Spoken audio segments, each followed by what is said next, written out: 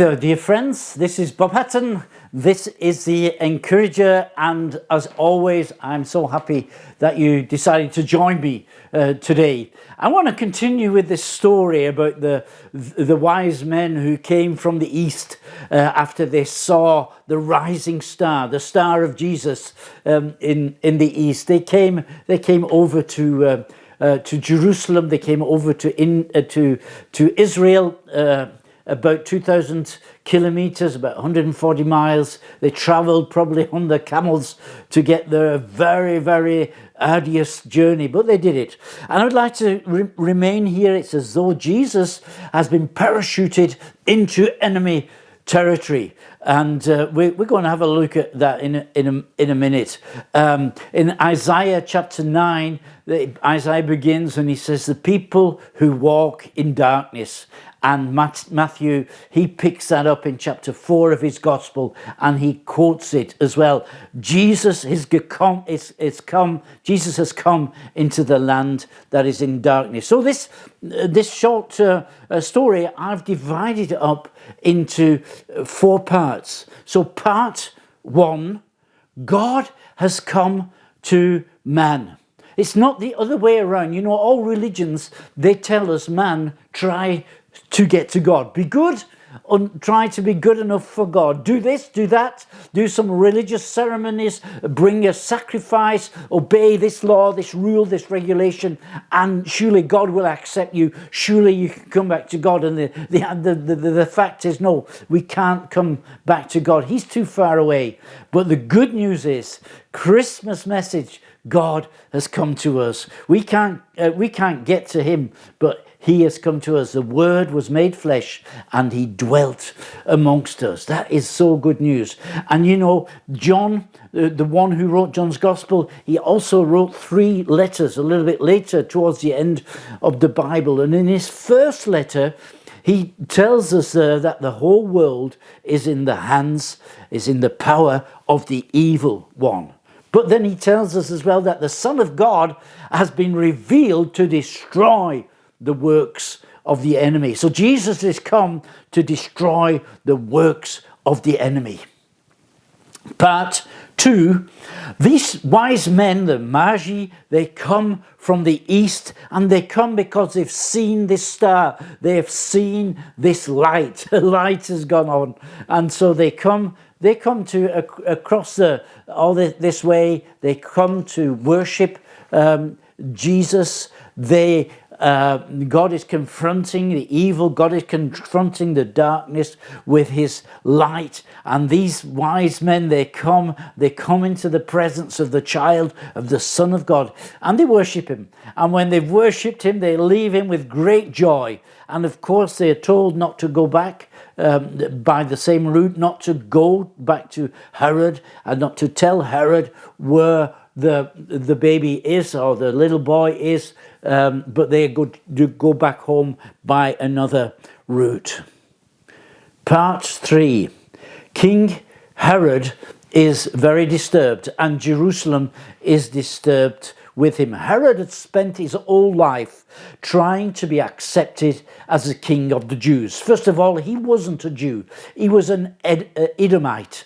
That means he was a descendant of Esau, who was the brother of Jacob. He wasn't actually a Jew himself. He was a cousin to them, but he wanted to be the king of the Jews, and he spent his whole life trying to get recognition from Rome that he is the king of the Jews. And he tried to get recognition from the Jewish people that he is the king of the Jews. If anybody put that into question, he would very brutally react, and he killed quite a number of people. I think, if I remember rightly, he killed one of his own sons who questioned his kingship.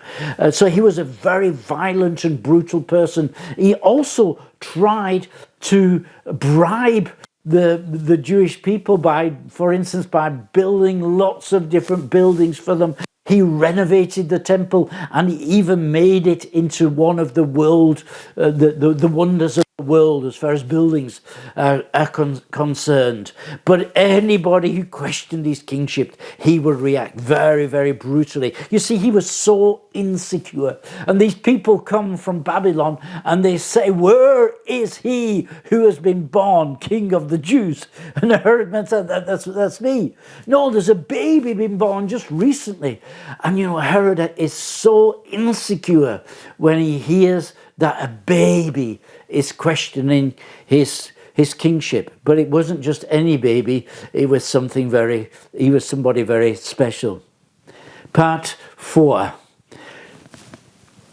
Herod doesn't uses violence, and he's not afraid of murdering people. And so the family, Jesus and Mary and Joseph, they have to flee, they have to leave Bethlehem and move to Egypt, and they live in a refugee camp for a while. Herod comes with his killer squads and he rounds up the little boys of 2 years and under, and he murders them. Probably it wasn't a lot of kids, but even if it was only one, it was one too many. Some people think it was maybe just a handful of boys, and others say it might have been as many as 30, but it wasn't hundreds or anything like that.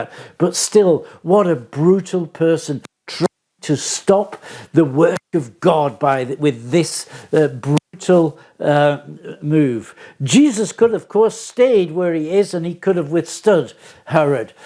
In another story in the Acts of the Apostles, there's another guy called Herod who sets himself up not just as king, but as God, and he takes worship from people as God, and an angel of the and strikes him, and he falls down and he dies, and he's eaten by the worms. What a story. Peter, who's in prison, he's released by an angelic